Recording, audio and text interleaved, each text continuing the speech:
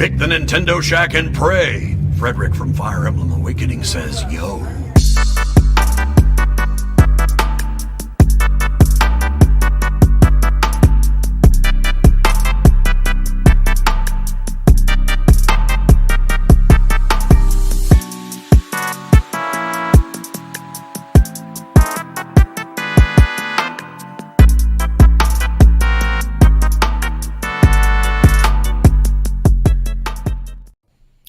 Greetings, Koopalings! Welcome to the Nintendo Shack Podcast, episode 337, New Zelda Echoes of Wisdom trailer. Super duper exciting. I feel like I have a rush of adrenaline right now because I just was in the time that we were waiting to start the podcast. I just got a signed Taylor Swift CD. Donnie was watching the end of an exciting basketball game. USA! Oh my gosh, I was dead France! asleep. I was dead asleep 10 minutes ago, and like now I am so full of life. So full of life.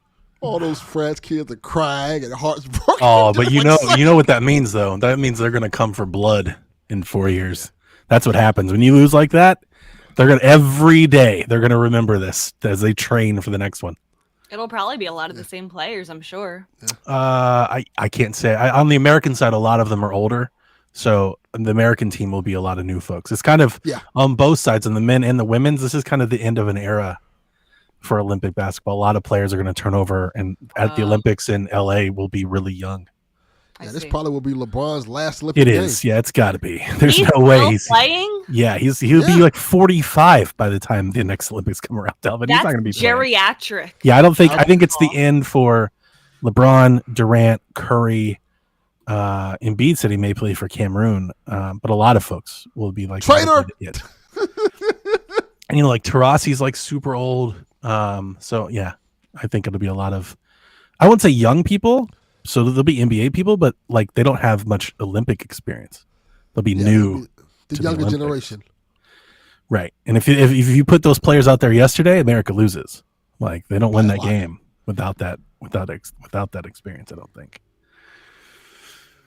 But sounds like the game that you were watching came down to the wire. The other game must have been really good. It was a 3-point game with 2 seconds left. France gets the ball, comes down, they shoot the three to tie the game and force overtime. It goes in. The entire arena goes ballistic, but her foot was on the line, so it counts as 2 instead of 3. Oh my God. So they lose by a point. She's gonna like go. Oh, they're all devastated. Yeah. They got little kids in the crowd crying. Oh, like they are. Oh yeah. While America like runs around happy. Yep, on your home court.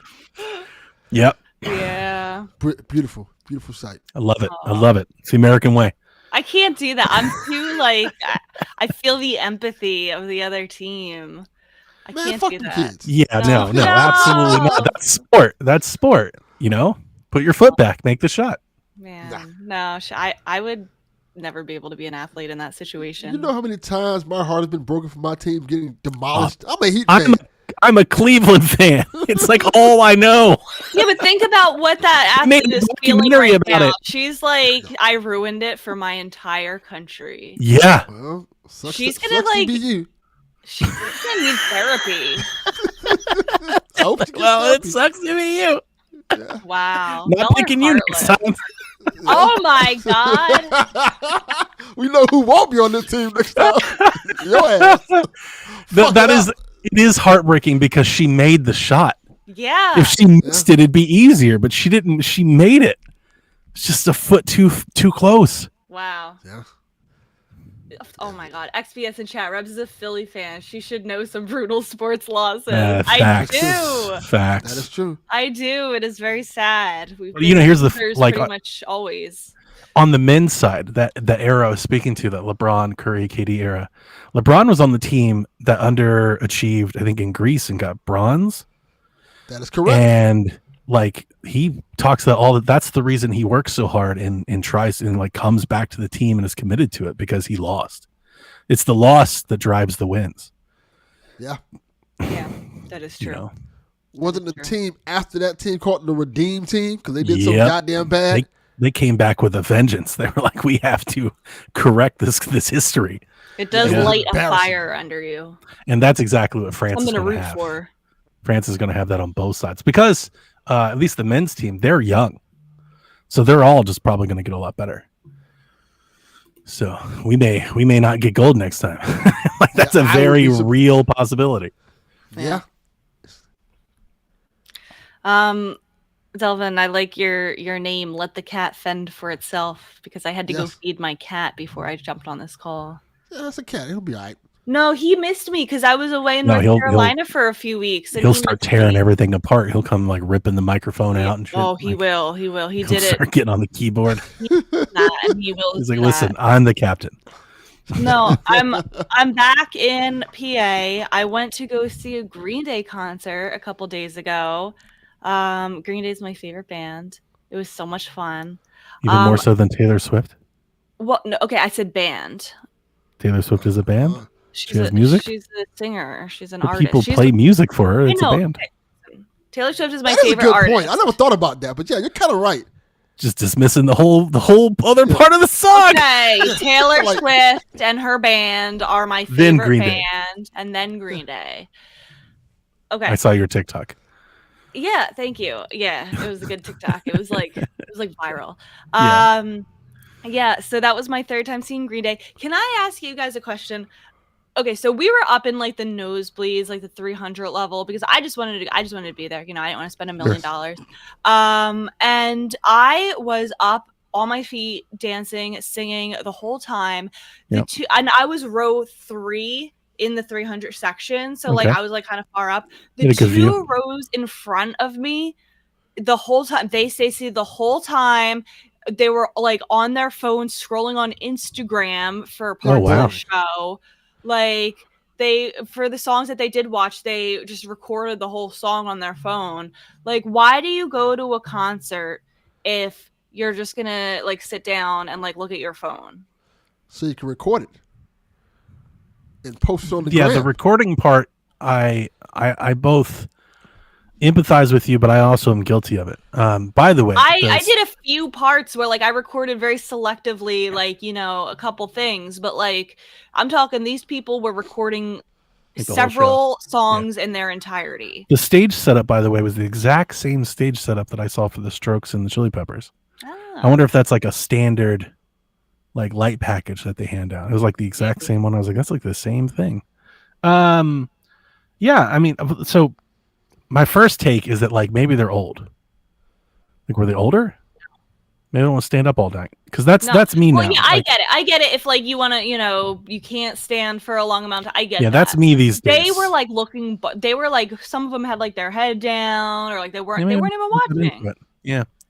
Yeah, because my go-to seat now is I want to be first row balcony. That's the seat I want now. Well, I would have gladly traded seats with these people in the first row. My days of standing all day and in the pit and stuff are over. Yeah. But also, when you're in the balcony and you have elevated seating, they probably didn't want to stand, maybe out of respect to the people behind them. Maybe they didn't want to. Yeah, maybe. Well, people behind you, maybe today recording a podcast, being like, "This girl stood in front of me the whole time. I couldn't see shit." I hope they do, because if you go to like a rock concert and you're not up and dancing around and jumping and putting your hands up, like, I don't know. It's funny. You're making me recall a story. My mother-in-law and her husband went to see Queen earlier this year, and apparently Queen just plays to a bunch of old people now, even with Adam Lambert. And they were there and they were whining and complaining about how loud and dancing and stuff the people in front of them were. And I was like, in my response, I was like, you're at a fucking concert. Yeah. Like that's the whole point of going. Exactly. They were like, it was just rude. It's like, it's not rude. No, it's not. Yeah. Oh my gosh, no, but like seriously, all these artists are getting so old. Like I was looking up because Smashing Pumpkins and Rancid opened for them, and I like looked up the ages of these lead singers, and like the lead singer of Rancid is like 57 now. It's like, my god, like you're still doing this. That's amazing. How were Smashing Pumpkins? I was not impressed, to be honest. Like A life.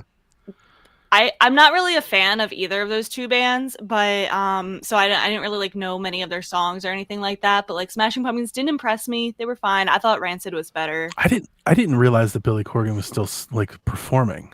Yeah, Running a His kids wrestling came company out. and shit now. Like what's And he doing? why he's still he had performing. wrestlers come out, and he had. He his did have the come out. wrestlers come out. Yes, That's Who why came he's out? performing. Oh, shit. I actually missed it. I was in the bathroom for that part. I was very sad because Josh said that the wrestlers came out and there was like this really like hot, scantily clad woman who like beat up this muscle guy, and the kids Nice. were like dancing around, and I missed That's it. good wrestling. I know. Yeah. My wife hates Billy Corgan. I cannot stand his voice. Yeah, maybe that was it. I just like really He wasn't sang a impressed. Smashing Pumpkins song at a talent show in high school. The only song that I It's knew very was funny. the one that goes, "Despite all did? my rage, I'm still just I a did. rat in a Yeah. cage." Hold on, Rebecca. You just gonna glaze over that he just sung a Smashing Pumpkin song in high school? I did. Well, yeah, they Talent were show? all the rage when he was in high school. No, they were all the rage several years before I was in high school. Fallout Boy was all the rage when I was in high school. Yeah, that sounds more accurate. But yeah, we had like this little put together band that wanted to perform, and they needed a singer, and I was like, I can sing. I used to be able to scream, like I used to be able to yell somewhat. I can't really What did you anymore. sing? It wasn't that one. I'd have to look it up.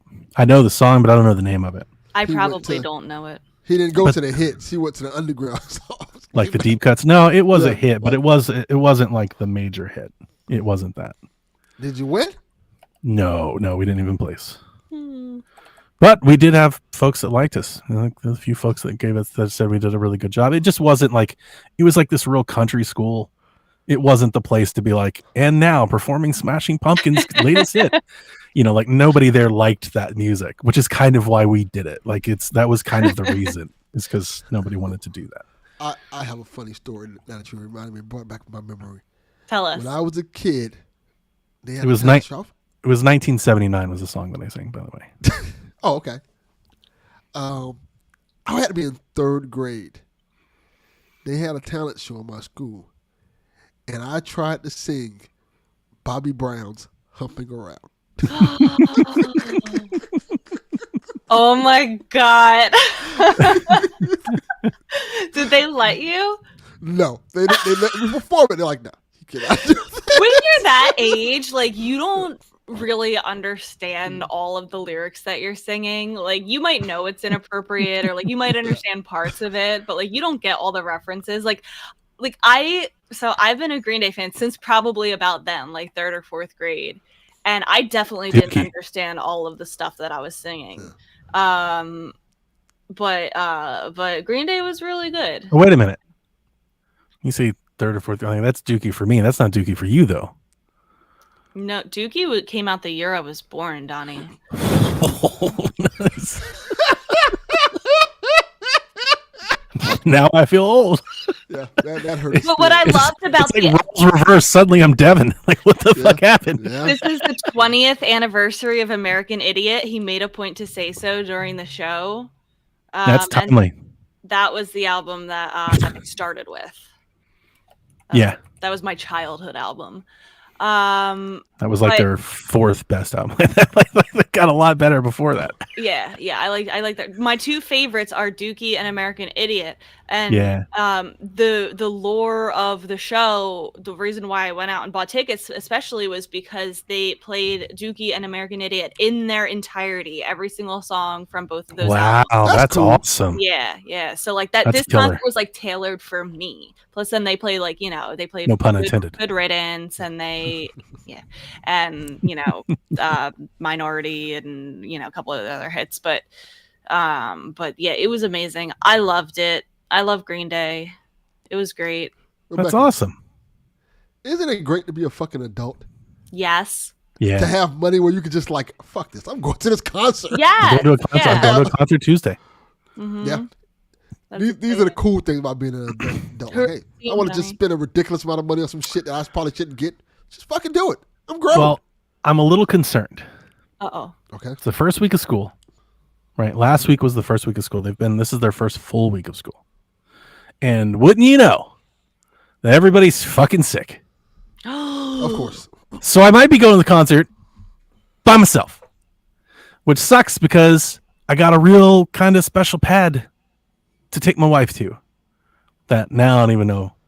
Like, she better start over ODing on some zinc and shit. Like, I don't know what to do. Drink orange juice. But I'm going to see the Gaslight Anthem, which is one of my favorite bands. It's especially if you think of like, especially if I was to talk about like in the sense of like newer bands, and new by my standards, like they're like a 2010s band. Yeah, that's new. This is one of the newer bands for like outside of my childhood that I really love. And when I say love, I mean like I think I like 95% of their songs. You'll pay money to go That's see. great. Well, even though I've paid money to see bands that I like singles of, like they've got like 5 songs I like.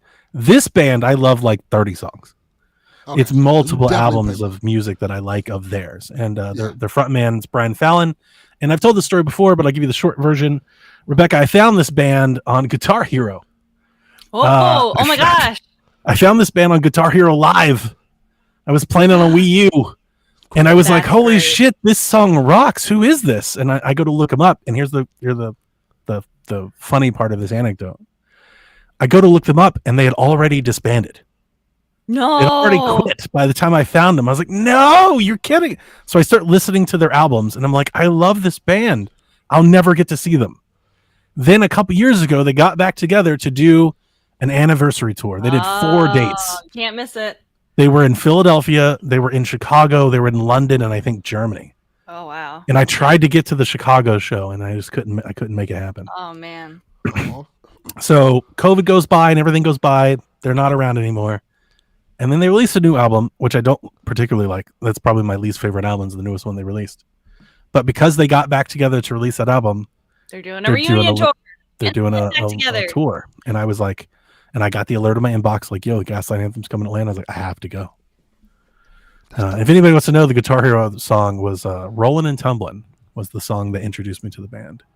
And I probably have 20 songs of theirs that I really love. They're just a good, like it is very like an old sound. So if you're not into rock or anything like that, but they're very like a Springsteen Americana like rock band, not like a punk rock band, not an alternative rock band, like an 80s, 70s rock band, which people don't really do anymore, and haven't for some time.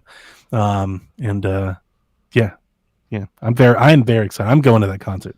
That's exciting. Even if I have to go alone, I'll be there. Well, don't you get since- sick? Yeah, don't get sick. Yeah, thank you. I feel great. I really do. I Yeah. said that to everyone. I was like, I feel fine. I don't know what all y'all have, but hopefully my immune system can keep it at bay. Yeah. Well, since we're talking about music, I'll talk about something that happened my son this week. Yeah, what a start to the show. We haven't even mentioned it. Not at all. So, my son is a huge music buff. Like he has like a little website that he on YouTube does like music reviews and stuff like that, videos Ooh. and stuff.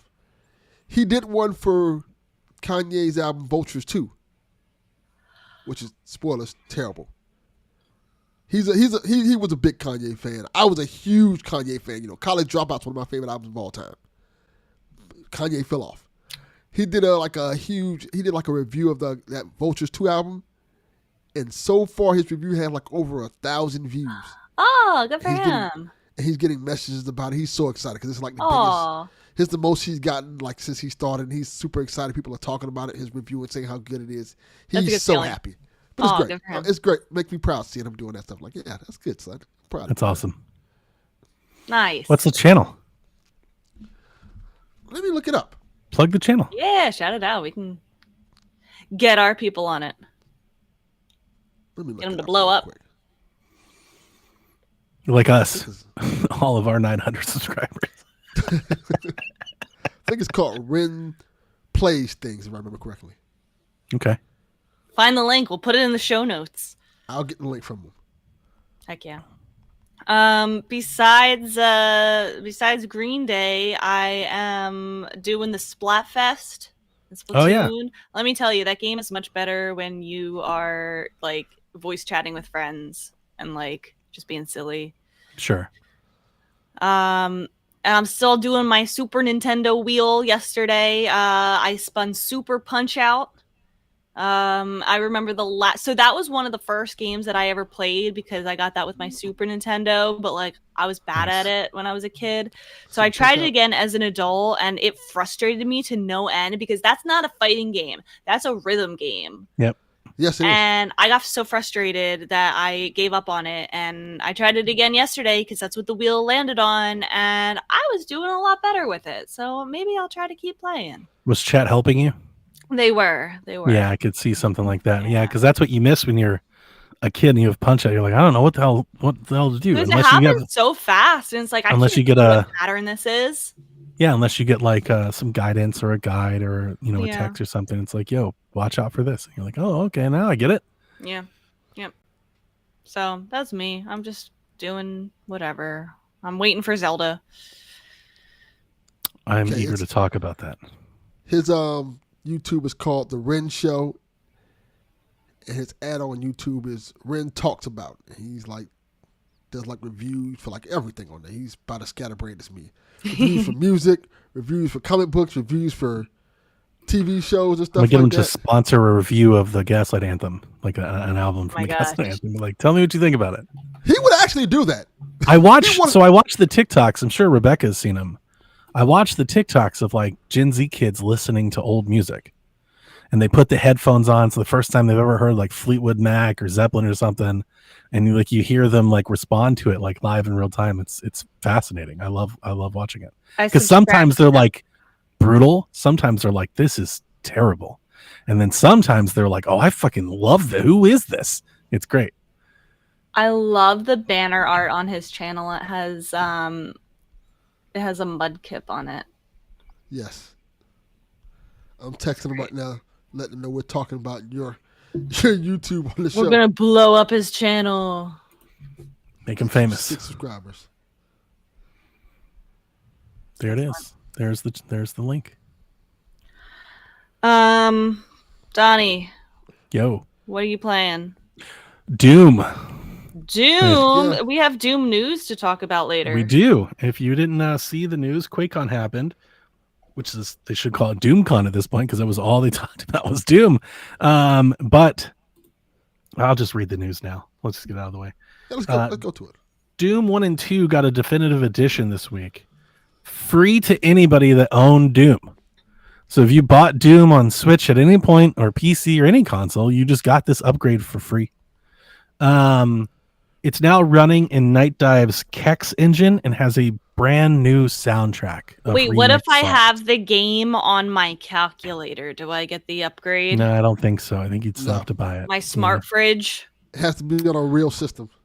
Baby systems. So it's running on a brand new engine. On consoles, it can run up to 120 FPS. On Switch, it's at 60. It's like a complete remaster. I was talking to Sean about it last night on Sweet Hangs. It's like perfected. This is Doom perfected. It's like the perfect version of Doom. It doesn't sound like a lot. You're like, oh, it's like an update. When you go hands on it, it's not. This is the real deal. It's like a full blown and almost like a remaster. Like and the new music is incredible. It also features idVault, which has a bunch of concept art for both games that are in it. There's a new official Doom episode called Legacy of Russ, a 16 map campaign from creators at id, Machine Games, and Night Dive Studios. And that's what I'm playing. And when I tell you that I'm getting my ass handed to me by this chapter of Doom, really? It's so hard. The other day I was playing a level and I clicked a switch and I swear 100 enemies came on. I was like, how? With what ammo am I supposed to fight this? like where? And this is all free for anyone who owns Doom? That's the craziest. Yeah, it's free. It's like, it feels like if this was PlayStation, they would have charged you for this. Yes. Xbox is like, no, you have it for free. It's on Game Pass. If you had it before, it's a free update. You get on PC, you get it anywhere. It's like they're just giving like, y'all need to make some money, right? Like at some point, like sell some stuff. I will give you money for this. They think it'll push new like sales on new consoles that people don't have it on. I don't know. It's pretty incredible. And I've been playing it, and it's hard. It's tough. It's drop kicking you in the face. Like I'm getting it handed to me. I don't know if maybe I just suck. We have XBS that he's talking about it. But maybe I just suck, but I'm getting handled. XPS says seems to fix the motion sickness for you. There's a ton of accessibility options in the game. So you can change like the wobble, like if you don't like that sway when you're running, you can lessen that. You can increase the screen size. You can basically anything you could think of, you could turn on and off in the game. That's great. You can have the old music or the new music, and they've redone like the menus, like the UI. So everything is like wrapped in like a launcher. So you start the game, it's like here are all the episodes. Why are they doing this? I would say because I believe I heard that a lot of Machine Games has been doing a lot of the dev work. I think they're doing this because they're probably working on Indiana Jones, and this is like a team that needed something to do. I would Works guess. for me. Okay. Or maybe just to have an announcement for a quick. I don't know. It's awesome though. It's really awesome. Oh yeah, and all the Dooms are on sale. Like you can pick up Doom on sale everywhere. And yeah, definitely go. Now's the time. Go play Doom. Wow. So I've been doing that. Before that happened, and by the way, this is completely screwing up all my plans. I wanted to play Cat Quest 3, which I had pre-ordered, which I just gave to Delvin. And the day it comes out, the damn Five Nights at Freddy's game that I've wanted to play also stealth releases, and then Bethesda's like, "Oh, by the way, greatest Doom ever." I'm like, "What? Wait a minute! I had a plan to play this game, like that plan went out the window as soon as the day started." Yes, what a day! Like I didn't realize he got me part 3 until like because when you put in your Steam code, it doesn't tell you the game. It's just like you just redeem the code. Yeah, you've activated a product, yeah. Yeah. So I had to go, I had to wait till I had my actual Steam Deck with me to look like, oh, Cat Quest, this is what I wanted. This is dope. Yeah, I was thinking about you. I think we had just recorded. We did the same thing to each other. Yeah, like we had just recorded, and I was like, man, I want to get Delvin something. It's been a minute, and Cat Quest was on sale. I bought it on Green Man Gaming, so I got Cat Quest for like $13.99, and it had like a pre-order bonus, like on Steam, like you could buy it and you get it for like $15.99. And I was like, I'm just going to get Delvin a copy of this game. We can talk about it together. And I sent it to him. And when I go to send it to him, he had already sent me something. So like, we were both doing the same thing. That's funny. I still need to play the first 2 Cat Quests. Yeah, I like the 2. I haven't beat either one of them, but I've played them both. And I do like them. But Cat Quest 3 really got me because it's Cat Quest, but if it was Wind Waker. And I was like, oh, shit, I have to play this game. That's the new one? Yeah, you get a little boat and you can sail around to different islands. Different islands have different dungeons. And I was like, oh, this is my shit. I probably don't need to play the first. I have them, but I might as well just you don't have to. jump into 3. Yeah, I would just play 3. Okay. We're going to talk about that SNES cart. Don't worry. Okay. I was saving that for later. I was looking it up. And then I also opened my eShop and I got not an alert, but I was like right there on the homepage. There's a game called Golf versus Zombies on sale, which I bought and started playing. It was like $5. I was like, sure, let's give this a try. I wrote Zombie Golf. I think I've been calling it Zombie Golf. Like in my head, I'm like, yeah, it's Zombie Golf. But that's not actually the name of the game. It's like Golf versus Zombies or Zombies versus Golf or something. Golf versus Zombies, $6.99. It's not amazing. But it's oddly like kind of addictive. It's a little janky, but the loop of the game is pretty interesting. So you start and you meet this guy. He runs a golf course, and it's like zombies have risen up and taken over the world. So there is no economy, there's no government, everything's gone. So like you survive the world. It's like almost like Fallout-ish. You survive the world by trading bottle caps, but they've all been like taken. So the guy at the golf course is like, hey, if you play golf and kill these zombies, you'll earn bottle caps. So you have like this, when you go to start playing golf, you have like this little mini game where you're put in a golf cart, and it's like an auto driver where you like run around and you run over as many zombies as you can, and you earn bottle caps. Then you get to the golf course where you actually golf. So you like hold the button to press and you hit the ball. When you hit the ball like in the fairway, there are these spots throughout the course where zombies can come up. So you hit the ball, and then you're into like this section where zombies are approaching you. And you have to hit the zombies with the golf ball to kill them. And if they get to you, you lose all your bottle caps and have to start over. Oh no. and they kind of meander at you. It's slow zombies. But the game has like this off center camera angle for this little section where it's not even like over the shoulder, it's like off shoulder. And that makes trying to hit them a little challenging because you can't, like when you hold the button, you get a trail of where your ball's going to go, but you can't stop it. Like you can't aim it out. So you kind of have to feel it and let it go or it'll go too far. So it gets like, it's not hard by any means, but it's like, there's like a little tension there. And those strokes that you use to kill the zombies are added to your par to finish the hole. I was going to ask that. I was literally going to ask that question. To the golf thing, so that's why it's a golf game. So you have to kill the zombies and complete the hole in a certain amount of strokes to get the most amount of bottle caps. And when you do it, you get the bottle caps, you go back to the guy at the beginning, and you can buy like balls that explode or better like a drone, or you can buy other holes to play, other courses to play. So it's almost like that rogue kind of progression, right? Where you go out there and you do your thing and you come back and you upgrade a little bit more and you kind of keep doing it and you kind of keep doing. So it's got a little of that addictiveness to it. It is jank though. Like, so just anybody, like if you're like, oh, it sounds fun, like just know it's a little janky. It's got some of that like cheap game. It's like a game mill jank going on there. Two things I'm noticing. I looked it up on the eShop page. It looks like there's multiplayer. Invite up to 3 more people. There is. Yep.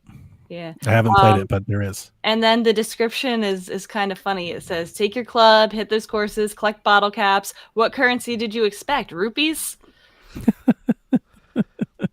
It's funny. And what is it called, Donnie? Golf versus zombies? Yeah. Okay, because I see an actual zombie golf on Steam. That's what I'm trying to see. Yeah, I saw that. That's what because I went to Steam and I was like, I wonder how much this is on Steam. And I typed in zombie golf and I was like, that's not it. That's when I learned that wasn't the name of the game. Okay, even though I'd already bought it and played it, the whole time in my head, I just kept calling it zombie golf. Oh, this looks good. I know. It does look exciting. I might want to try it. It's a good, cheap game. I just want to like everything in context. It's a good, cheap sale game. right now. $6.99. Yeah, if you're looking for something cheap, I would recommend it. It's not bad for a couple bucks. Yeah, it looks fun. You're the golf game guru. Especially if you don't like golf. Like if you're looking for a golf game that's not like a golf game, if you're like one of those, this is kind of fun. Yeah. This is like something I would see on the Wii. Yeah. It does have that kind of energy for sure. I like it. But is it interesting? It's different. I've never played anything like it. I give you that for sure. Nice. Anything else you want to talk about before we jump into the news? No. What about Delvin? You play anything?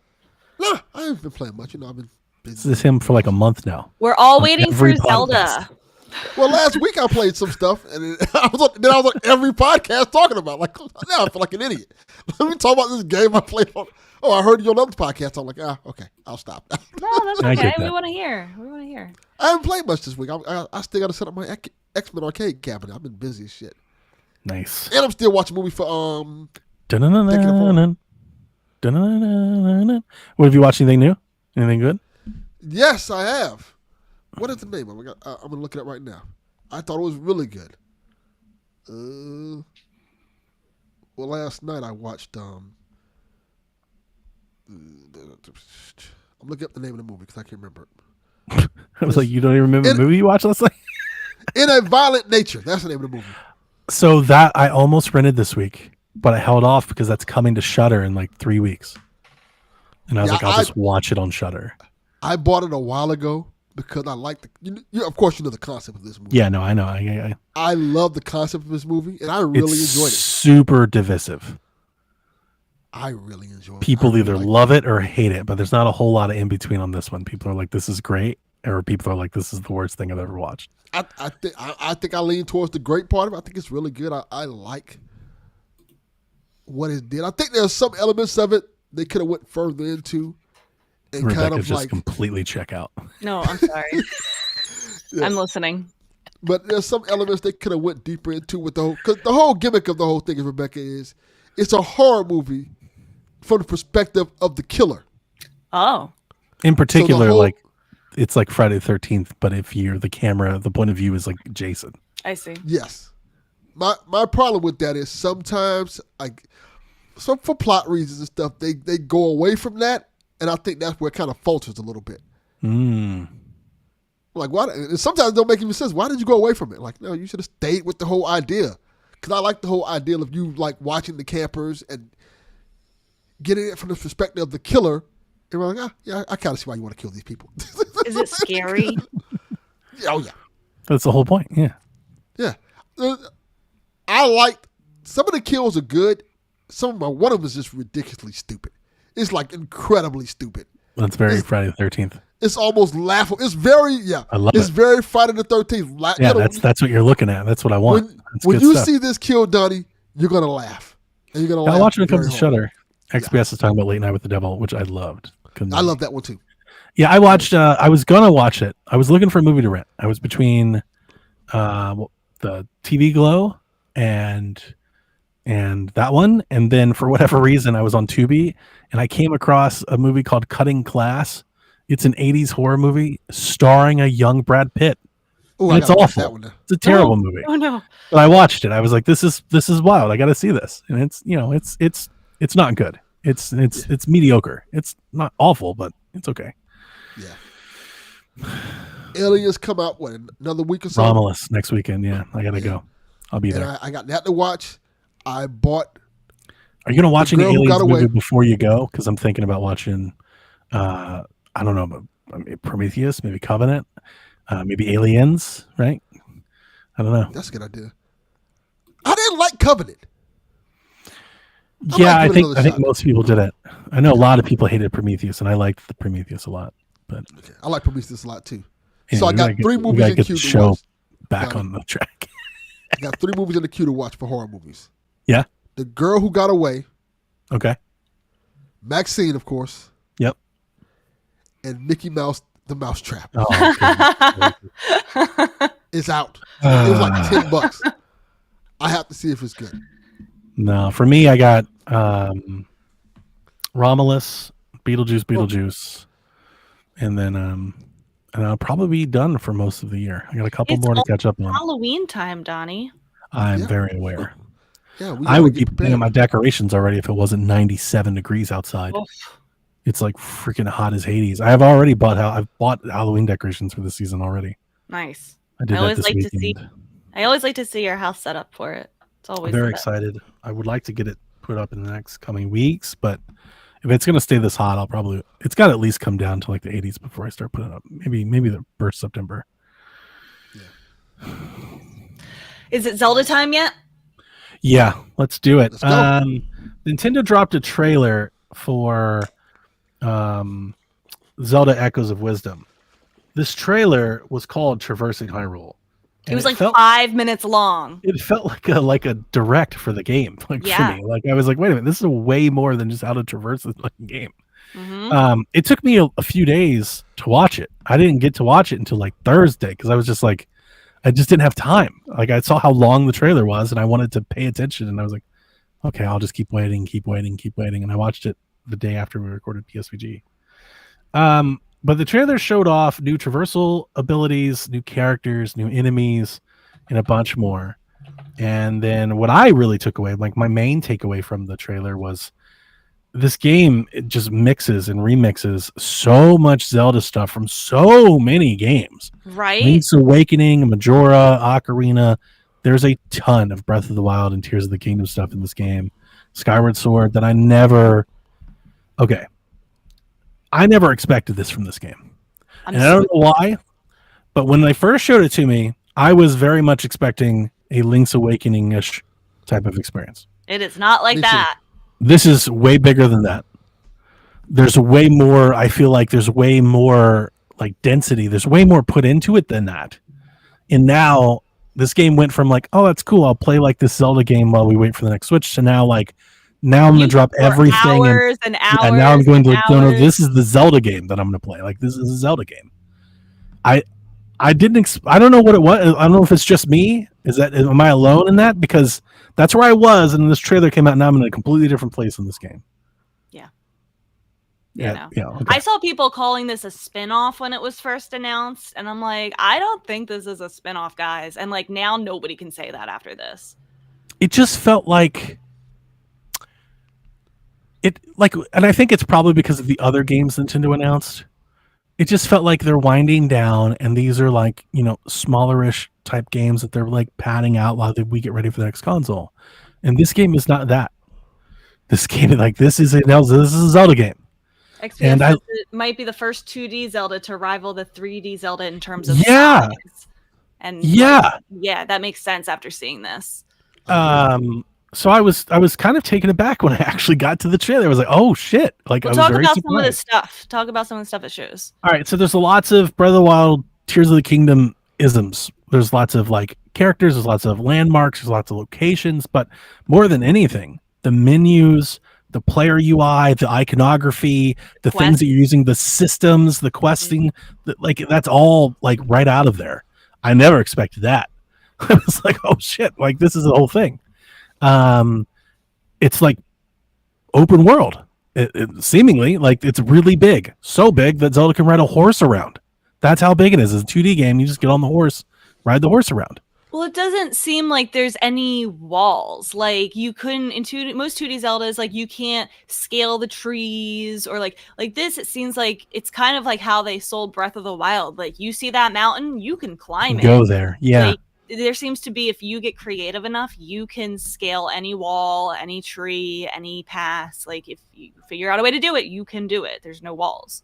We get a brief glimpse of the map, which like in the middle looks like A Link to the Past. You're like, oh yeah, that's the map. That's the map we know.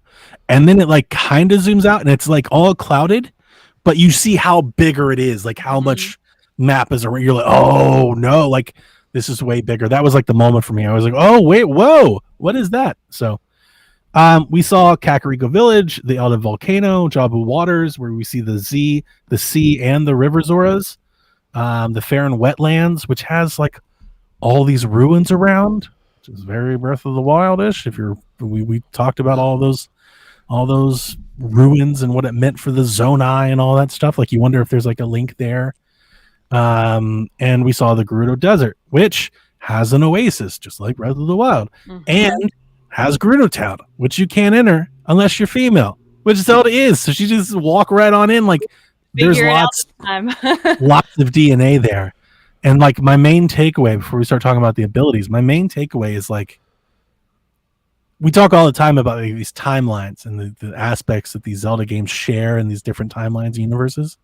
This seems like it's taking every like a page out of every Zelda game and putting it into one game, and that has me like super stoked to play. I was like, oh, this is awesome. Yeah, because like there was did you see the Zora medallion icon? Yes, it was. I saw that crest of the Zora. On Threads, somebody was like, "Yo, we're gonna collect medallion." I got like way too excited about that. I was like, "Are there sages?" I was like, "Oh no!" I mean, yeah, it sounds like maybe there's still some stuff that they haven't shown us yet. In Jabu Waters, like, is Jabu there? Like that was my takeaway from that. I was like, "Is that what that is?" Yeah. So very cool. We also got to see that Zelda can use Ultra Hand. I mean, they call it Bind now. But it's Ultra Hand. It's Ultra Hand. So Zelda can pick up and move like this. They showed in the trailer like this giant boulder that's blocking the path. But you can also do that to enemies. So you could grab the enemy and just like drag them off the map and like let them go into the abyss. Or, which I think is the more fun part, they showed how Zelda can Ultra Hand to enemies and reverse bond herself thing to like things that are moving. So, for example, think of a bird. You're on a cliff and you see a bird fly by. You could Ultra Hand to the bird, and now you're flying because you're connected to the bird that's flying. So now you can fly around. And they showed her using like a spider, I think, to climb a wall, to climb trees. That's crazy. So that's yeah, like you start to see when I start to see things like that, it's like. That gets my mind racing way more than the Echo does. It's like, oh, what can we do to this game? Hyro brought up a good point in chat. You can't Ultra Hand enemies in Tears of the Kingdom, but you can in this. So it's like good point. I didn't think about in that. depth than that. Yeah. So that was really cool. They showed fast travel, so you get to activate stones, which is a very 2D Zelda thing. There's a smoothie stand where you can collect fruit and go to the smoothie stand, and you can make elemental potions that let you do stuff, which again, very Breath of the Wild, Tears of the Kingdom thing. Zelda is not drinking those weird potions that Link drinks. She needs something high class. She is royalty. She Smoothie needs King. smoothies. Facts. Smoothie King. Smoothie queen. And then the trailer closes with the rift kind of like swallowing Hyrule Castle. So that's like the big catastrophe. Well, it doesn't that just seems end with happening. that. It has like a beam of light coming out of the rift. So, and then she enters it. And I'm wondering, there was that description, like this whole trailer that showed nothing but Zelda. So it really gives off the impression you're playing this game totally as Zelda. But like I said before, I do wonder when you enter the rift if you do get a chance to play as Link. Maybe. And they do like that overworld, underworld thing. I wonder if they're maybe trying to hold that back as a surprise, or maybe not. I'm not rooting for it or against it. I just wonder. I don't think it's like switching between Zelda and Link, but I do think they're holding something back from showing us. I think there might be like another ability in addition to what we have seen, because there's the different buttons on the D-pad for try. And so like now we have like Echo as one, Ultra Hand as one. I think one of them will be like using some kind of elemental power. That'd be cool. You know, to make it, I guess, combat a little bit more elemental. I do want to get a bow. I want to kick ass with Zelda and her bow, and I want to shoot light arrows at things. So I hope at some point we get to do that. But yeah, I get the sense from the marketing they've shown and like how they're clipping things that they're being somewhat cagey. Mm-hmm. And there's something here, something important, like something big to the game, something that like we're all going to talk about after the game comes out, that they're like kind of keeping. Oh, and you didn't even talk about how we can get like different outfits for her to wear that are different upgrades, like in Breath of the Wild, yeah, I did not. Tears of the Kingdom. Like you can go buy flippers from the Zora shop, and it makes you swim faster. They showed like a frog headband or something that makes you jump higher. Yeah. And then she has like the Gerudo outfit, her dress, the cape. Like different outfits will be able to do different things for her, I think. It's very Link Between Worlds meets Breath of the Wild, and that is fucking awesome. Mm-hmm. Like I'm way more excited about this game today than I was a week ago. And there's multiple horses that you can, when you get a carrot, you can call your horse. They showed a brown horse and they showed a white horse, so maybe you can have multiple ones and keep them at a stable. And this is the first single player 2D Zelda game that you can ride a horse. That's dope. It was crazy when they showed that, when they panned the camera away and she started taking off and you see her riding across screens and stuff. I was like, oh shit, like that's new. I'm very excited. I appreciate that the costumes they have in here for Zelda don't feel pandering. Mm-hmm. And what I mean by that is, you know, the Peach game came out earlier this year, and it's like, oh, she's a detective now. She's a race car. You're like, all right, fam, relax. These ones make sense. I mean, I know that but like the America got caught up at the Barbie movie. That felt timely.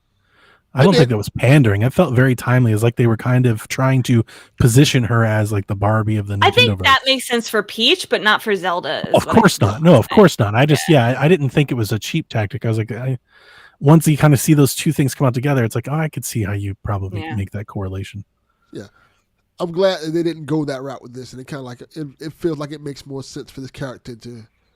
All right, these outfits and things. They're practical. Yeah. Practical things. I mean, it's Zelda. Yeah, I mean, I expected it. I mean, it seems like a Zelda game. You get gear and stuff and elemental items and things to traverse and puzzle around. Donnie, I don't know if you saw on the Japanese website, they showed some of the game's characters that were not in the trailer. Of course. I have not seen it, but of course they did. So they showed the King of Hyrule. There is somebody who works for the royal family named Minister Sadari. And these are all like the Japanese names for them. So they might be the same when it's translated to English, or it might not be. Minister Sadari, it's a girl. General Ugi, I guess is how you would say it. He's part of the Hyrule military. They showed Impa. We have old Impa again. And then we have, I guess it's Ruberi is the name. It's Impa's older brother who is researching the rifts. He kind of gives like the Robbie type of character. Cool. He's like this older guy with glasses. Do we have a confirmation of Ganon yet or not? I mean, he was in the trailer, the first trailer in the Right. opening. I wanted to It say was I Link. thought so. But Link defeated him, or he went into the rifts. So I don't know. Yeah. It's a good question. I'm so excited. This is definitely going to be my game of the year. Already. That's good, though. I'm glad you're excited. Wrap up. I'm confident. I think that this trailer made it so that we go from playing like 20 hours of this game to like 60 hours of this That's game. exactly where my headspace went. Yeah. And having seen it, I mean, I was already kind of in this place before, but like it's really going to throw a wrench into like what I planned on doing, because I have so many games that are coming out. So like at this point, I'm now skipping Outlaws. I'll catch Outlaws in the back half. I'll catch it in November or something. I don't have time. I have time to play Outlaws because my hope is to like get as much Space Marine in as I can before Zelda comes out. Which it comes out in just about a month. It comes out. But then like Lollipop dumps like right on top of that, and Shadows of the Dam is in October, and then Assassin's Creed Shadows comes out, and then Black Ops. Like I am struggling to find time already. When does Clock Tower come out? I don't remember. I want October. I want to say. all of that stuff can wait, Donnie. Oh no, it will. It will. Well, the Steam page doesn't say. I know they did give us a date, but I can't. I think it is in October. Yeah, I think it's in October. Because we're off of PlayAsia. But yeah, so I like it's tough when you juggle multiple consoles. You know, not everybody gets to do that. It's not. I'm not whining about it, but like just even finding time for things. Like I really was excited. Am excited to play Outlaws, but it's like I think Space Marine comes out like the week after, like 5 days after. It's like there's no way. Like I said, there's absolutely no way baby. that I can. There's no way I can do both of those things. Yeah. So, which is okay. It'll mean that it'll be there for me when the time comes. When does Echoes release? Like September 26th. Yeah, I thought it was the back half of September. So that means I can get to Space Marine and maybe Lollipop. I can get those in before Zelda comes out. And then we have a month for Zelda before Life is Strange Double Exposure comes out. Oh, yeah. I'm interested in that one. Which I'm very excited for. Sorry, I had to go on mute because this dog is over here and he just barks nonstop. It's okay. We like your dog. Yeah, Life is Strange might have to go on the bench for a moment. I may not be able to be right away. And the other game I'm thinking about, Astro. Oh, that's the other game. So I'll be doing Space Marine, Astro, and Lollipop to get to Zelda, which who knows how long that'll take me. Yeah, right. And that comes out right in October, where I'll be watching all of my horror movies and stuff. So that saps a lot of my game time. You know, like I could make a case. Zelda may take me in and through November. You know, like a lot of things may just get pushed back. I may be playing things in December. I may not get to Outlaws or Call of Duty or whatnot until then. I don't know. We'll see. But yeah, I get it. Packed. Everything is just packed in there. Oh, and I got Mario Party, right? You know, I got other Switch games too. A lot of stuff, man. A lot of stuff. Mm-hmm. A lot of stuff. It's a good problem to have.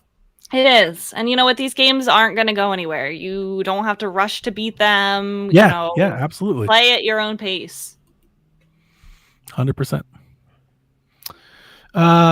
So speaking of new releases, SteamWorld Heist 2 is out. So is Cat Quest 3.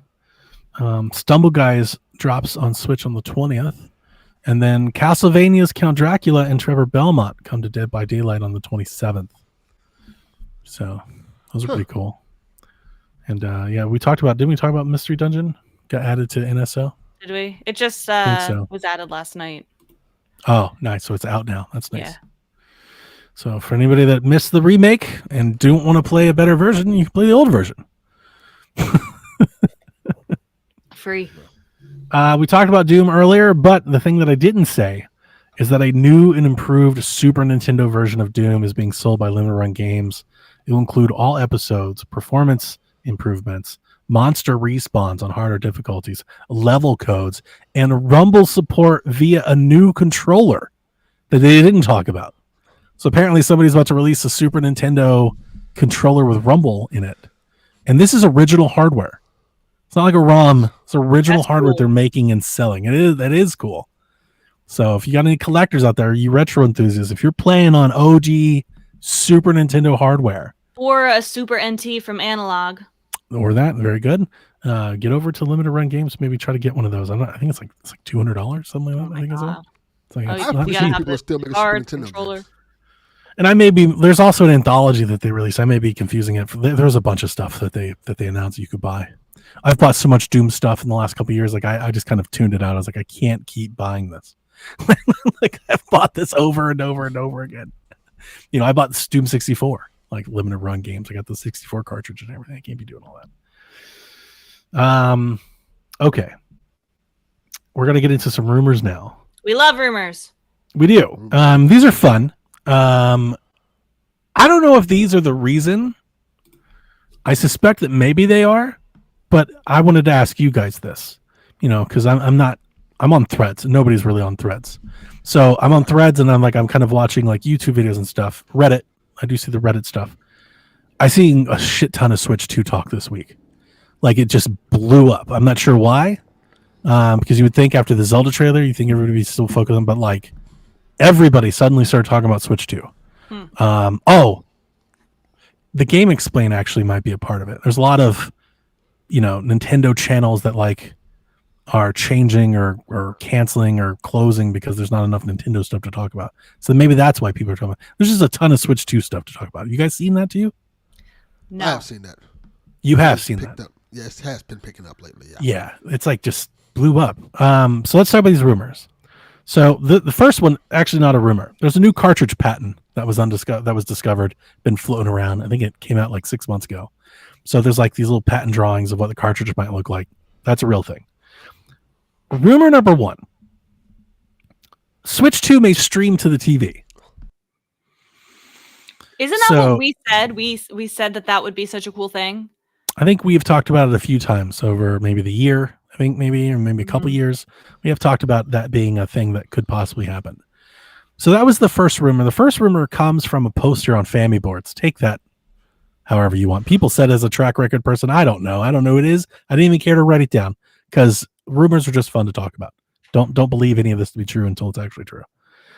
But yeah, the idea that you could cast from the Switch to the television is interesting because, and where people are going with this immediately, it brings into the question, could you dual screen something? That was my first thought because I remember we specifically talked about that because we said how cool that would be if, we could just wirelessly, you have like a little dongle or something on your TV and then you cast it to your TV and then you have like the gameplay up on the TV and then whatever the Wii U gamepad used to have on the gamepad.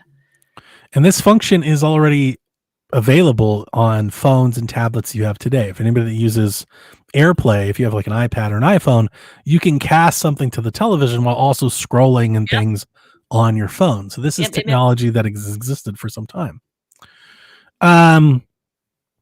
Which is, there's a part of me that like, I want to eat the hype. Like I want to. I like want that to be real. The idea that that's real is like something I really want to get behind. I don't though.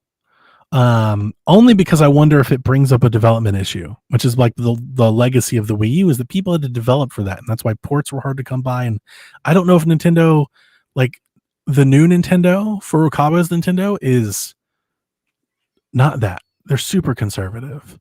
I expect them to not rock the boat, not try to do something that would turn people off from supporting their system. Well, I think the beauty of that is that the games would have to be able to be played on handheld anyway. So you would have, just normal when you're playing in handheld, like let's take a Zelda game that you were able to just bring up your menu normally the way that you would for any game. But then if you're playing it TV mode, you would have that option to have the menu. So like the developers can develop for that if they want to, or it can just be like normal. The other thing that comes to my mind when you think of being able to cast a Switch screen to a television without putting the Switch in the dock is like, one, the Switch actually becomes a controller, right? Right now, if you dock the Switch, you need an extra controller. Now it doesn't. It becomes a controller. Mm-hmm. What if you could bring, and this is something I haven't seen on like the Reddits yet or anything. What if you could connect multiple systems? Like, what does that do for multiplayer? Like, I was talking about this with Sean last night, and here's where my mind went when I started thinking of this. We see a Switch commercial. I keep trying to envision what does the Switch commercial look like? What does Switch do? What's the commercial that they show us? You see a kid sit down on the couch. He's playing Mario Kart. He presses the TV button, and it magically appears on the television, and he's racing around, right? And then his brother or sister sits down next to him with a Switch, and they're also playing. That's and then cool. the mom sits down and they're also playing. I was like, holy shit. Like, I don't know. That just sounds like a Nintendo fucking thing to do. It really does. I could see that being a trailer, and like that would definitely push like it's not a console for the household. It's everybody needs their own. Yeah. And there's like a lot of Nintendo Land things to do. There's a lot of things here with this idea. I told Sean last night, I was like, if this is true, if we get this trailer and this is true, I may have to like pull out the Eat the Hype name again, because I'm gonna lose my shit. Like the sheer idea that we could go back to having a dual screening Zelda experience or something like that, like, gets me really excited. Mm-hmm. But I'm just reserving optimism right now because it just seems like a lot, like, but that could be the gimmick. We talk about like, how do they make it different? That could be it. I just feel like if that was the gimmick, I feel like we'd know it by now. I feel like somebody would have had a source that would have mentioned something like that, I don't know. They're really cracking down on the leaks. You saw what happened to Pioro. They have been very cagey about this whole thing. Let me ask this question then. Do you think people will be disappointed if there's no gimmick?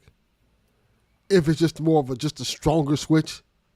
No, I don't think disappointed, but I think you'll hear it talked about. People mention it. Yeah. Yeah. I think there will be fewer people that will upgrade right away if there's not like some kind of gimmick. Yeah, like they got to win people over with software in that point. It's got to be about games. Yeah. They got to have the games that make you want to upgrade.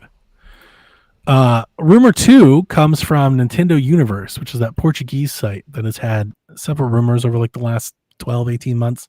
Some of them I think have been true. I think some of them haven't. But they said the Switch 2 has a dock and that it may be wireless, like it may still cast to the television, but they said it has a cooler in it and that the battery, the charger's at 60 watts.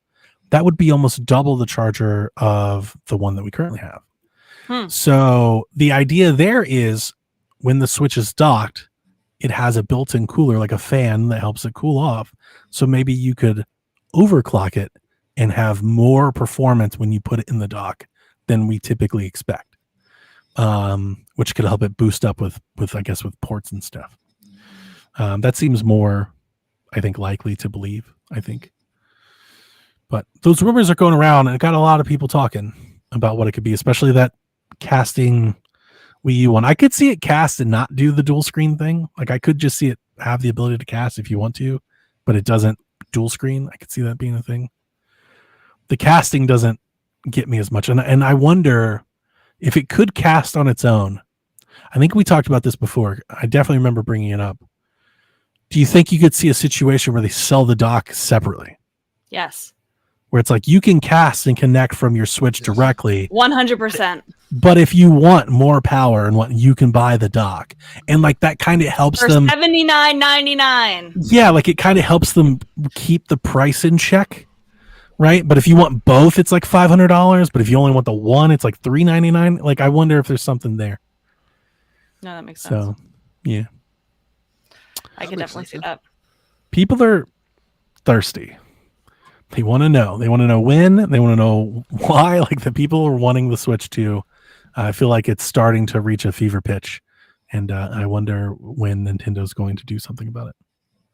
But we'll find out. Walmart has dropped the Animal Crossing New Horizons Switch Lite to $159.99 this week. It's still up. I checked it this morning. So that's a $40 price cut. That's pretty significant. I forgot that there was a Animal Crossing Switch It's Lite. pretty I like it though. I'm not a big Animal Crossing fan, but I've always thought that those designs were really nice. It's got like the brown Animal Crossing logo, and on the back it's got like the floral, like the pattern. I was like, these are actually really nice lights. The reason that I threw this in here is this may just be Walmart and Nintendo trying to clear stock. Sure. We talked about this last week, I think. Nintendo didn't cut their projected hardware sales for the year. And I was wondering, like, do they have a price cut or something that they're thinking about? Now, this isn't a permanent price cut, but I'm wondering, is this the Black Friday where we see like some super deep discounts on stuff, like some doorbuster ideas? Do you think there's a chance they could be like testing the waters here to see if more people buy it at that price? Yep.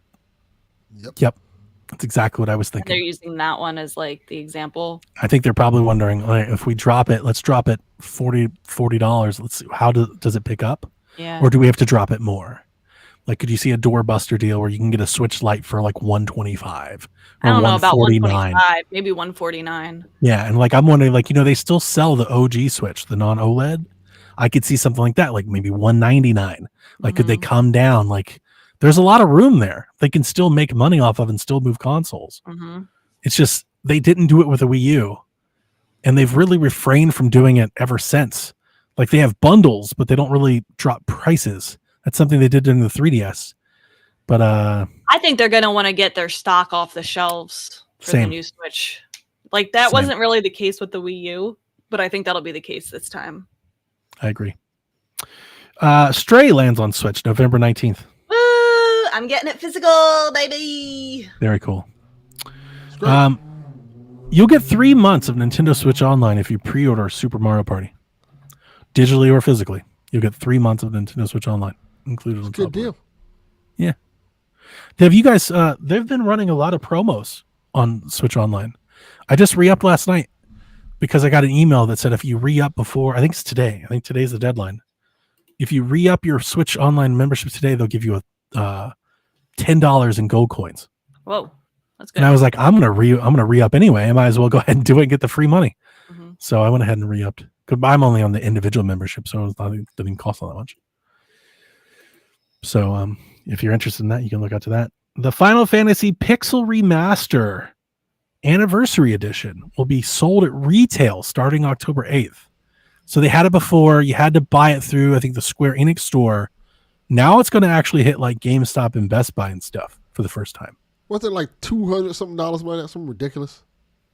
I think so. I don't think it's not going to cost that much. I think it's probably going to be like a full retail game. I saw the box art was kind of ugly. Yeah. And all of those games are on sale right now. If you want to buy and pick and choose, you can buy them. And then someone made a mod where you can explore Woohoo Island in HD on foot as a Mii. I have not seen this. It's pretty funny. It's like not even a mod. They like just created it. It's a download. You can just go on and download it and select one of the preset Miis, and you can just go run around the island. You can swim. You can run. Can you golf? No, you are just exploring. You're not doing anything, but you're just running around the environment. I was going to tell you how excited I would be to be able to like Wii Sports golf as like a third-person perspective. Like if I could just hot shots Wii Sports, that I would play the shit out of that game. So cool. Yeah, because Woohoo Island is featured in several games, but like you can't really explore at your own pace. Like you can just playing the games. It was Wii Fit, Wii Sports, and Wii Sports Resort, right? Pilot Wings, maybe? Yeah, you can also be there in Pilot Wings, and then like Mario Kart 8, the battle course takes place in Woohoo Island. Yeah. So that's cool. Yeah. Really cool. So that's the news. Can you guys hear Josh snoring? I don't know if the mic's picking it up. I just did. The last one I just did. I didn't hear it until then, but I just did the last one. All right. Are you ready for some questions directly from you? Yes. It's so loud. Oh my god. Josh, why are you snoring so loud?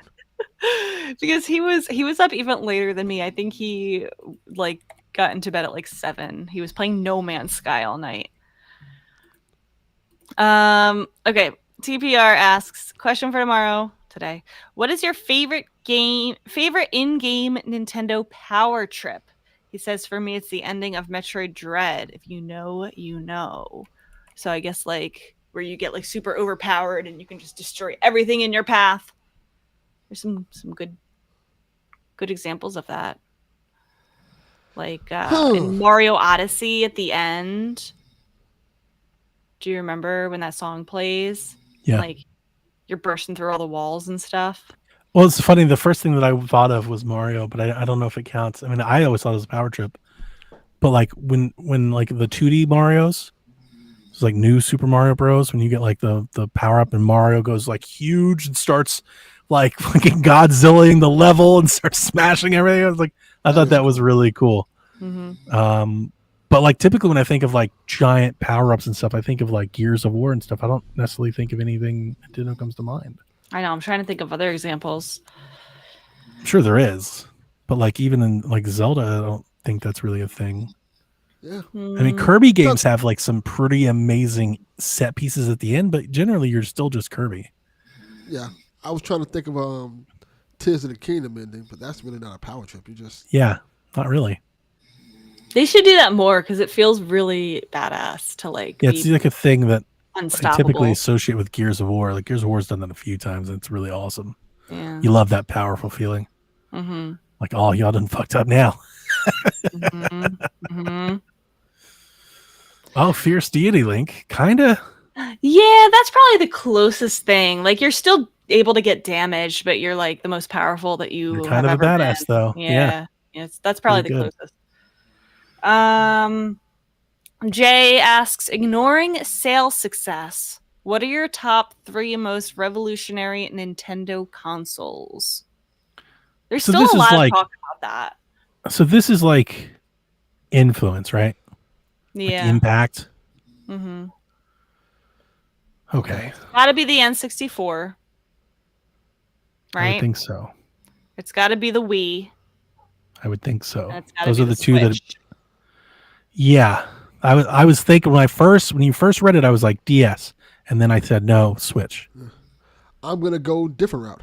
I'm gonna go NES Of course, knew that was coming. because it's a good chance we might not have gaming the way we did if we didn't have the NES. Because We would have. Atari would- I always hate Not- that thing. Not the We would same have. way we would have had it. No, I don't. Think Somebody would have come. come. Genesis. Somebody would have I come. agree PlayStation. with Delvin. I don't. He just hates the NES. It's not that I hate the NES, and I understand and I appreciate it for saving gaming. But people are like, without the NES, we wouldn't have had gaming. Video games are I didn't say way we too wouldn't big have it and at all. important.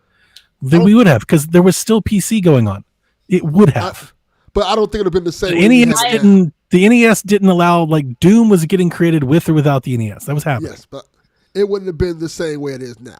I agree. Might have took a little longer, if anything. 'Cause I think the NES brought it. I just think I think the way I would put it is they were first. Not that it wouldn't be the same, because I think it would have. Somebody would have made a console with a controller and buttons on it. You play games on. It's just they were first. They got there first. NES, Donnie. No, man, not He's gonna even. hate my. He's How do gonna you hate look my at like second the answer even more. PlayStation He's and the gonna- Genesis, and you're like, never could have happened without the NES. It Well, totally you're could gonna have. You're really gonna hate my second answer. Game Boy. It came to mind. No. I'm Yeah, with you. I was I thinking was thinking about it. It came to mind. I was there. Somebody would have done it. I deserve that, I guess.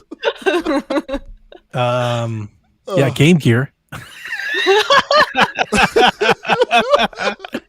No. The Game Boy definitely came to mind, but I do think it's hard to argue. Like, if I was to take one off, I think I would maybe take the 64 off. Because you could say the 64, you look at 3D graphics and stuff, and you say other people were doing it. The argument, though, that I would make in the 64's case is that Nintendo to this day are still making the games that, like, they essentially made on 64. They're still doing Mario Kart, which is like it all goes back to it, right? Ocarina like spurned off like a whole new genre of Zelda games, which they basically still make today. The style of Mario Kart that they've made since then is the 64 style. Like, it changed the way they made games, and then they kind of have kept making those style of games since then. Like, it's set, like, what we know as Nintendo is kind of there. Yeah. Um, Well, the stick. They did the stick. Other Which people weren't doing the stick. which everybody really adapted to. Yep. And my third one's probably another controversial choice: the GameCube. Huh? For Yeah, revolutionary? Yeah, why was that one? You have to make your case on that one. Show me your work. I feel like the controller's revolutionary. I think the games that it brought to the table are revolutionary. I think Why? Let's just You start weren't really just having- one at a time. What about the controller?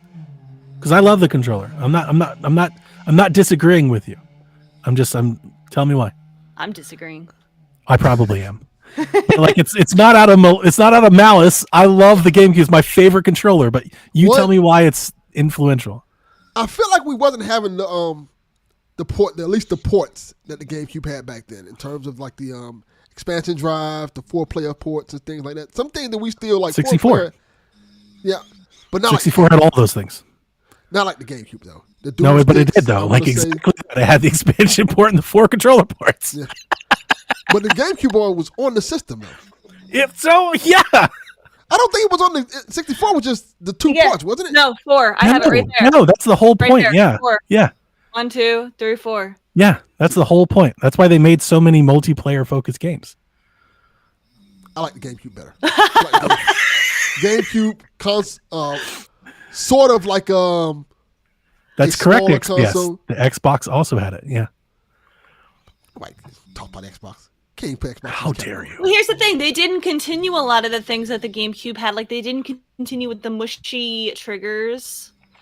They didn't continue with, like, Ooh, good call. What else did the GameCube controller have? Like, Facts. Well, Dreamcast Dreamcast, also yeah. had 4 ports. I'm just talking about in terms of Nintendo. Dreamcast Dreamcast. is great. So I think a case is to be made for the Nintendo DS. I do too. That's a good The one. DS, I was torn between DS, Game Boy, and Switch. I think the answer is Switch. Yeah. I think the Yeah. answer is Switch. And my argument would be look at the entire market and industry that has followed since Nintendo did the Switch. Mm-hmm. You look at the Switch and you think Steam Deck, you think Ally, you think Claw, you think all these it brought back the portable gaming system. Like the I handheld. will Yeah, say it though did. that the DS really revolutionized touchscreen. I think It did. Like, Yeah, Yes. it brought in all that that. was before the iPhone. Think about that. Exactly. Yeah. That's a good one. That's a good call. DS. Yeah. I was thinking I thought I was like Game Boy, and then I was like, no, because I think DS did a little bit more than that. And then I was like, but is it DS or Switch? In my head, is it DS or Switch? But I'm with you. I think 64 Wii Switches, those are really good. If I had to pull one, I think I'd pull 64. The GameCube, though, I want to go back to this GameCube thing because I love the GameCube. I'm with you. It's one of my favorite consoles. It is my favorite controller. But there's nothing on that controller that like other people weren't doing before outside of the face buttons, which I think are elite. And I wish every controller adapted the face buttons. I love the big A, the X, Y, and the B button. Like that is It is great. it's how it's like the most intuitive face button layout I've ever had. It's not revolutionary or influential because Nobody it didn't used it. stick. Exactly. That's exactly what I was about to Think say. about stuff that stuck or Yeah, changed. it didn't stick. None of it stuck. They've went away from all of it because it didn't do anything. But it is maybe my favorite. I'm hoping the Switch 2 becomes like the GameCube. The GameCube was the last console that Nintendo had that was like powerful, had all the third parties developing for it, and had first party awesome releases. And ever since then, we've had like a mix and match of those things, but not all. Yeah. And I really want Switch 2 to have all of it. Like just GameCube do had all some of it. great games. It did. It did. It had some really great games. Even though the wrestling games were lacking, everything else on it was kind of on point. I think they were Games still that good. a lot of the games that I feel like were not appreciated at the time until later. Like you got Metroid Prime in there, you got Wind Waker Yeah. in there, you got Yep. Pikmin in there. Like Mhm. very underappreciated Star games. Fox Adventures. Very underappreciated Star Fox Adventures. You had Eternal Darkness, Fucking underappreciated. console killed Star Fox. Yeah, pretty much. That That's was a really good. It is, yeah, it's a really good question. It's a really good question. It's a really good question. I think I can make a lot of cases. I feel like in my head, I think listeners are like yelling at us about the 64. I think They're like, 64 Nintendo- sucked. I think Nintendo, to give it credit, you can make good arguments for almost every one of their systems. how it revolutionized gaming. Sure. Yeah. Maybe except even the Virtual Boy to an extent. Like, When I think 64, the thing that comes to mind is definitely the stick, the transition to 3D. I know there's a lot of people that don't think those style of games hold up. I still do. But I think the memory pack, I think the 4 ports. Remember the portable add-on?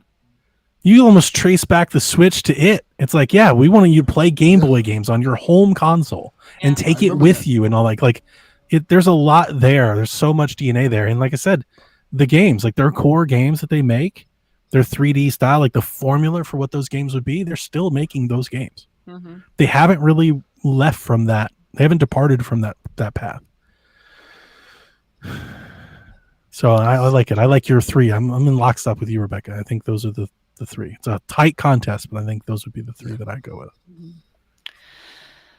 Good conversation. Kate asks us, what's a game you missed so far in 2024 that you really want to play? She says mine's Balatro. Is that what it's called? Balatro. Yeah, waiting for a physical edition. Good question. I forget everything that's released so far this year. Mine's Crow Country. Game is my answer. What is? Which one? Delvin said every game. Every game. I haven't been able to play shit this year. Mine's Crow Country. I was really, really excited to play Crow Country, and I just haven't got to it yet. Usually for me, if I'm going to play a game, I pick it up. Oh, Prince of Persia. I finally bought it, but I haven't played it yet. Well, at least you bought it. You didn't even buy Wonder. Damn shame. Pathetic, man.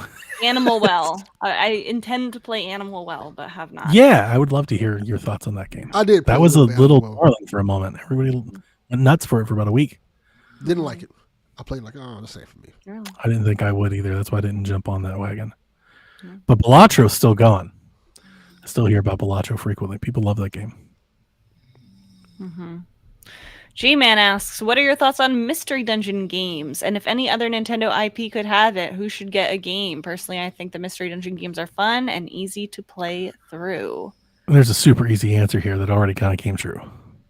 There's one Nintendo franchise that should adapt to that style. It's Zelda. Oh. Like, that's the whole point. It was Dragon Quest. I mean, it's basically what Cadence of Hyrule is. It's basically the same thing. Yeah? Yeah. I've never played Mystery Dungeon, so I don't really know. All right, so Mystery Dungeon, all the levels of the dungeon are procedurally generated. So it's like kind of like a rogue. Mm-hmm. But as you move, so does everything on the table. So you move, the enemies move, and you move, the enemies, and then it's kind of a guessing of like, well, if I go here, what do they do, and that sort of thing. That tit for tat, and that's basically what Cadence of Hyrule does, except you do it to the beat. But everything is moving at the same time. I did not know that's what Mystery Dungeon was. The Mystery Dungeon thing is not a Pokemon thing. It's a Dragon Quest thing, I think. I'm not like a super old retro game, but I think it's a Dragon Quest thing. It's like a style of older RPGs that were dungeon crawlers that adapted to it. You're right. Yeah, so like that's why I said immediately comes to mind a Zelda game. If they made like an original Zelda game like this, people would lose their shit. Like, you just take OG Zelda and you make it all modern pixel, but you do a Mystery Dungeon thing to it, people would go nuts. Interesting. That's why the Pokemon Mystery Dungeon games can be played for like 500 hours. That's why the people that do love it, that's why they love it. That's why I've always said, like, I like it. I've played them. I do enjoy Mystery Dungeon. Like, I bought DX. I played it a bit, but I wear out over a while. Like, I can't play them for very long. And when I mean very long, I mean like I may give you like 12 to 20 hours, and then I'm tapping out. So I'm like very much like a noob. But there are people that play like Pokemon Mystery Dungeon for like 200 hours. Like, I ain't got it in me to do that. That's a lot. But people love it. They absolutely love that stuff. I can't think of any other IP that would work with that.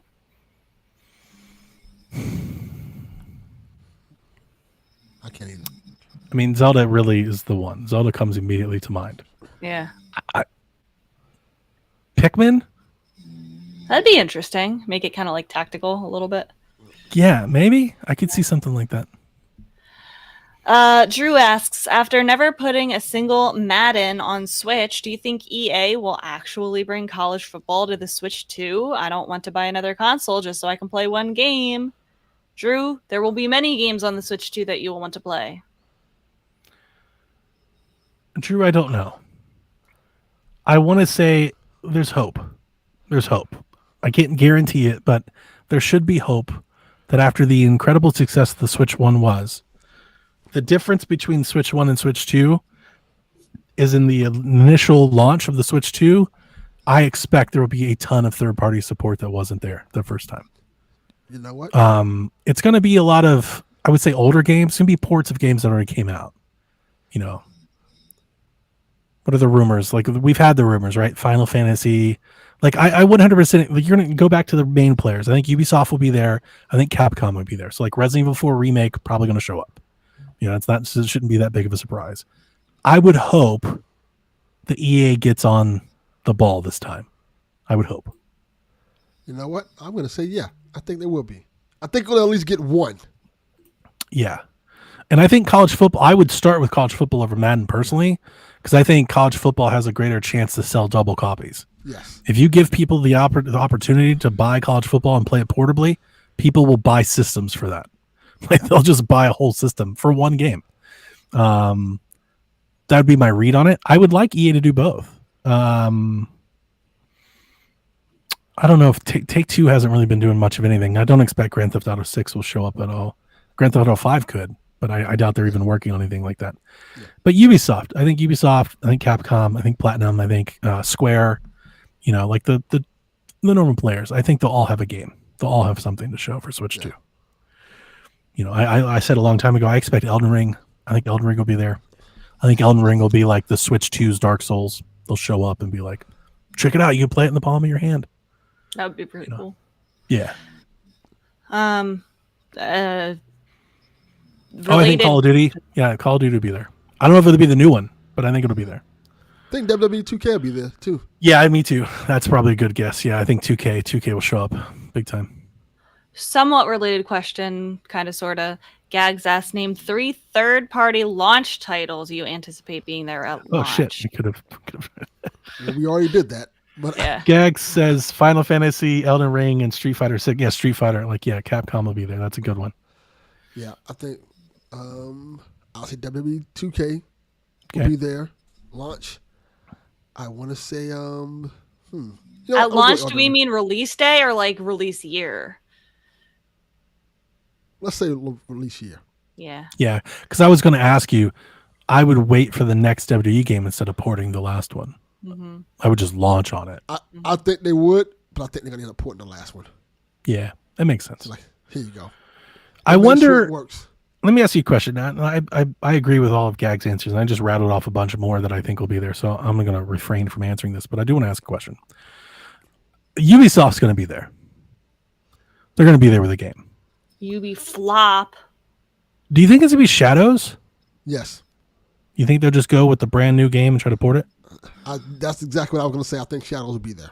Because I'm wondering, because they've already, ideally, you think they've had the dev kits and they've been working on something.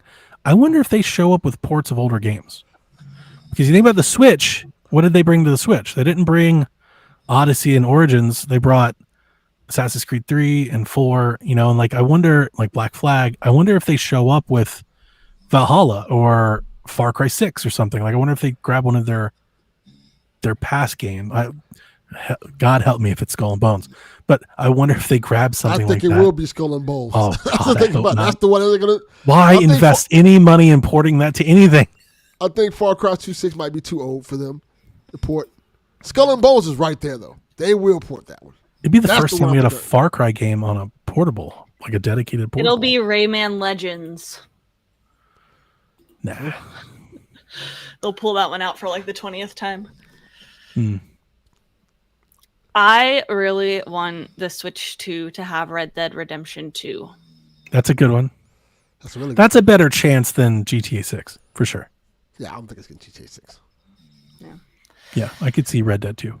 To add, Tyler Kopp says, to add to Gag's question, what do you think the first 3 remasters or ports of first-party games, not previous ports, of the Switch lineup will make it onto the Switch 2? He says mine are Tears of the Kingdom, Fire Emblem Engage, and Super Smash Bros. Ultimate. I think Smash Ultimate, definitely. That'll be Yes. like a definitive edition of the game. Yeah, I think With all Breath the of the Wild. DLC. I think Breath of the Wild's getting a re-release. Yep, that one too. Yeah. Breath of the Wild. I think we'll get Ultimate, and I think they'll add one more character. Here's another Yeah. character. That'd be cool. They're gonna add That'd be cool. Waluigi. I don't think they're going to do Engage at all, and it hurts me because I love that game. But I don't think we'll ever see Engage again. I think they're at this point. I'm wondering if they're just holding that Fire Emblem game to launch with the new system. Probably a new Fire Emblem game. Yeah. Or maybe they release it on Switch. I don't know. First party Mario ports. No, because they're gonna have a new Mario Kart. It would be Plus, really upsetting. Plus, we're also thinking like it's backwards compatible, right? Yeah. My go-to would be Bayonetta 3. That'd be a good one. I could see them grabbing all of the Bayonettas and releasing a trilogy, but it's all upgraded, up-resed, up performance. That'll happen. The super awesome edition, whatever. Yep. Yeah, good call. Kyle the Pug.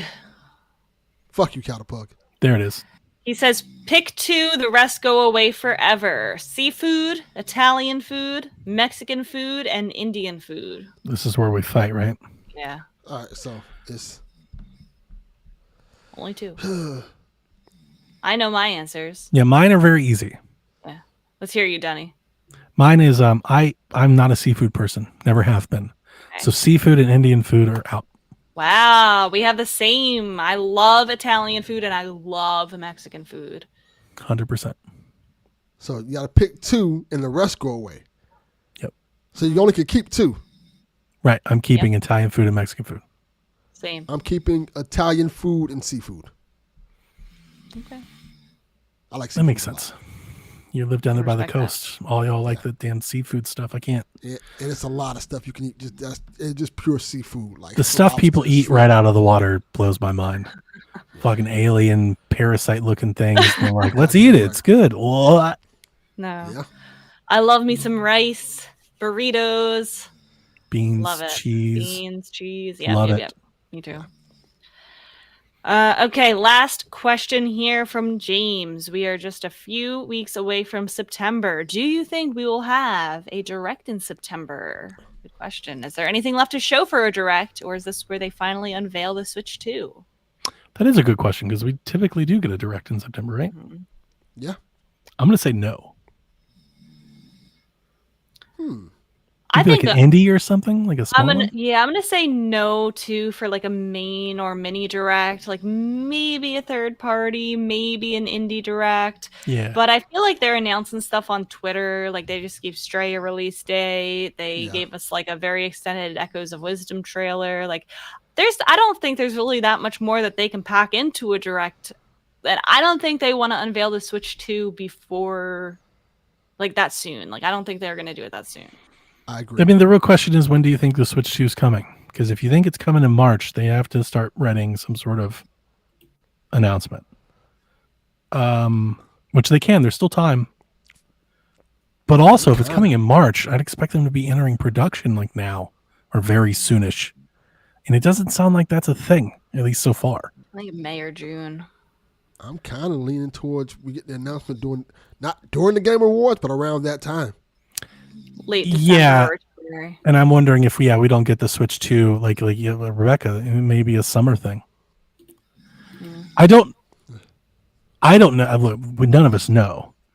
If I were Nintendo, I would be hesitant to launch the Switch in the fall, knowing that GTA 6 is supposed to be there. Yeah. Not because they directly compete or anything. It's just GTA 6 is going to be a moment in time where people evaluate their console choice and they're going to buy stuff. And if I was launching a new console, I would want to be way out in front of that announcement if possible.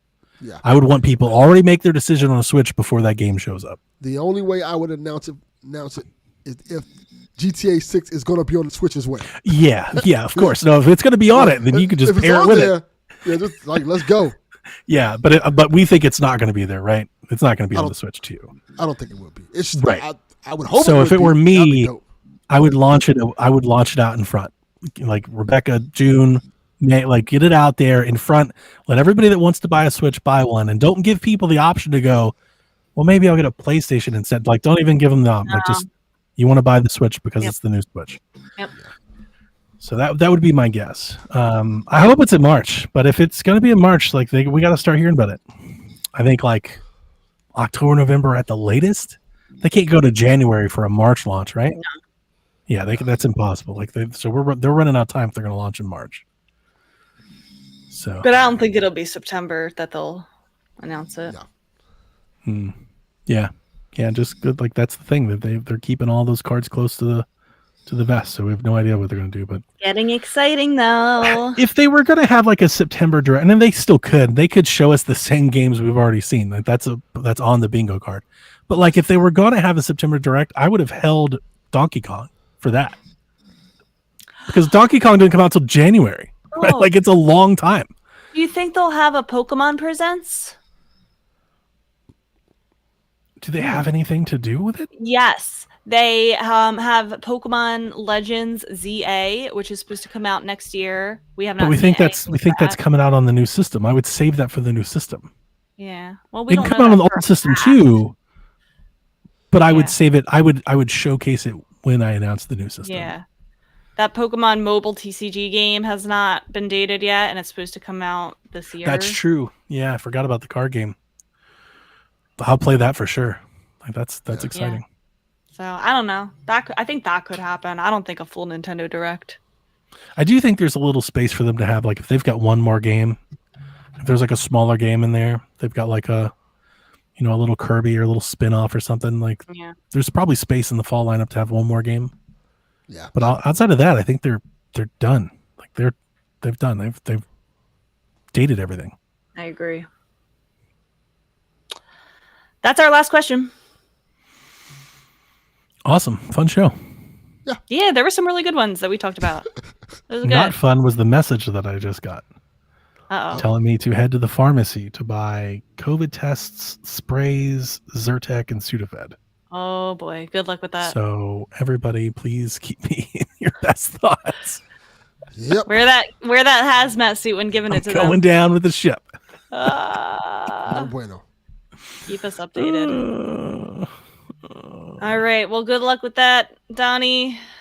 Anything going on for you this week, Delvin? Nah, I'll be fine. Okay.